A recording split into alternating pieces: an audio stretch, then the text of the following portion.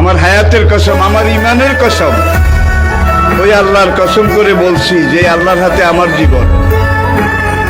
বর্তমান ফিলিস্তিনের যুদ্ধ শেষ হবে, ইমাম মাহাদি এসে যাবে।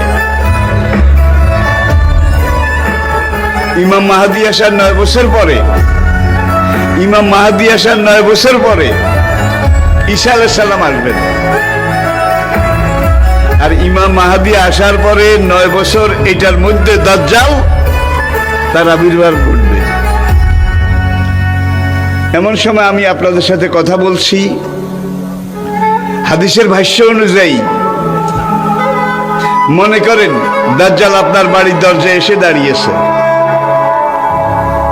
এমন সময় আমি আপনাদের সামনে কথাগুলো বলছি, যেই সময় মনে করেন ইমাম মাহাদি আপনার ঘরের সামনে এসে দুয়ারের কড়া নাড়তেছে। কত কাছে আল্লাহর নবী ইমাম মাহাদি সম্পর্কে, দাজ্জাল সম্পর্কে 70টা ভবিষ্যৎবাণী করেছেন। কয়টা? তার মধ্যে 66টা হয়ে গেছে, বাকি আছে কয়টা? এই 4টার মধ্যে কিন্তু ইয়াজুজ মাজুজ বাইর হবে, সব খাইয়া ফেলাইব।